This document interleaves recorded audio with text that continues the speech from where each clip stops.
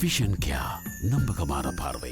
இப்ப யாரும் வர்ற வரைக்கும் காத்திருக்க தேவையில்லை. சில இடங்களில் இப்பொழுது நீர் வெட்டாம் 65 மணி நேர நீர் வெட்டு தொடர்பான அறிவிப்பும் வெளியாக இருக்கிறது. கடந்த வாரம் நீங்க விடுமுறை எடுத்த நேரம் இந்த செய்தியும் வந்திருந்தது. அப்பேக்கே நான் ஒரு அலர்ட் கொடுத்தேன். 27ஆம் தேதி வரப்போகுதானே நாளை இல்லையா?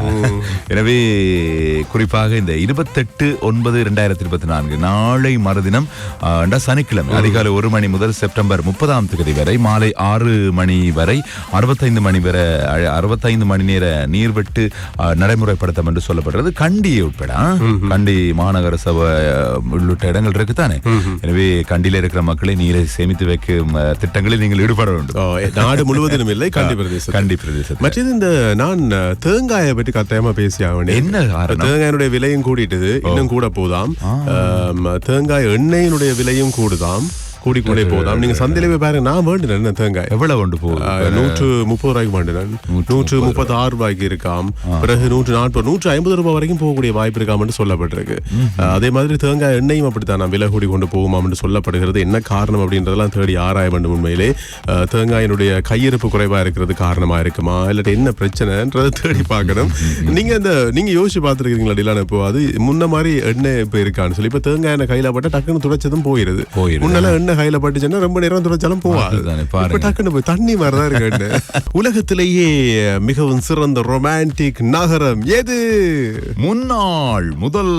இதுக்கு முதல் இருந்த நகரத்தை நான் சொல்றேன். பிரான்ஸ்ல பாரிஸ் போயிட்டு வந்திருக்கீங்க தானே? உண்மையிலே அது ரொமான்டிக் நகரமா? இல்ல என்ன காரணத்துக்காக அந்த ரொமான்டிக் நகரம் அப்படின்றத உச்சரிக்கிறோம் என்று சொன்னால், பொதுவாக காதல் ஜோடிகளுக்கு பிடித்தமான நகரம். திருமணமான பிறகு தேனிலவுக்கு போறதுக்கு கணவன் மனைவியான ஜோடி தெரிவு செய்கின்ற நகரம் என்ற அடிப்படையில தான் ரொமான்டிக் நகரம் அப்படின்றத தரவரிசைப்படுத்துறாங்க. அதுலதான் இவ்வளவு காலமாக நீங்க சொன்னது போன்று பிரான்சின் பாரிஸ் இருந்தது. ஆனா இப்ப அப்படி கிடையாது. இப்ப பிரான்சினுடைய பாரிஸை பின்னால தள்ளிட்டு 2ஆம் இடத்துக்கு போயிட்டு 1ஆம் இடத்துக்கு அமெரிக்காவில ஹவாய் தீவு தெரிவாயிட்டது. நிறைய பேர்கிட்ட கருத்து கணிப்படுத்திருக்கிறாங்க.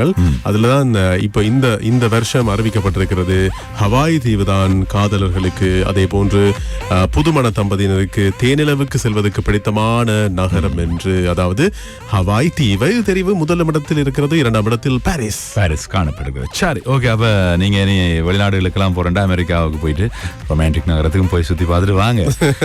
இப்ப நாங்க சொல்ல போற செய்தி இது உண்மையா பெற்றோர்களுக்கு சிறந்த செய்தியாக காணப்படுகிறது. கவனத்தில் எடுத்துக்கொள்ளுங்க. ஆய்வில் அதிர்ச்சி தகவல் வெளியிட்டிருக்கிறாங்க. உலகத்தில் காணப்படுகிற குழந்தைகள்ல சராசரியாக 3 குழந்தைகளில் ஒரு குழந்தை எடுத்து பார்ப்பீர்களானால் ஒரு குழந்தைக்கு கண் பார்வை பிரச்சனை உள்ளதாக ஆய்வு ஒன்றில் தெரிய வந்திருக்கிறது.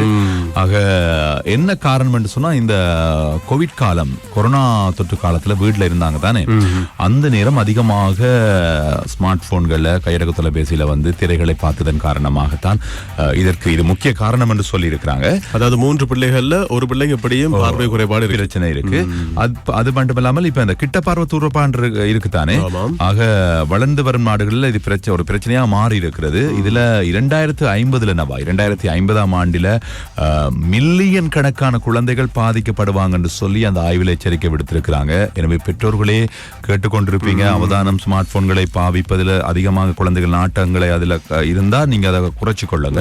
நீங்க புத்தி சொல்லிக் கொடுங்க. ஜப்பான்ல 85 விதமானவர்கள் பாதிக்கப்பட்டிருக்காங்களாம். அதுக்கு அடுத்தபடியாக தென்கொரியாவில் 73 வீதம், ரஷ்யாவில் 40 வீதம் குழந்தைகள் கிட்ட பார்வை குறைபாட்டால் பாதிக்கப்பட்டுள்ளதாக சொல்லப்பட்டிருக்கிறது. கிட்ட பார்வை குறைவாண்டா கிட்ட இருக்கிறது தெரியாது, தூரம் இருக்கிறது தெரியும்.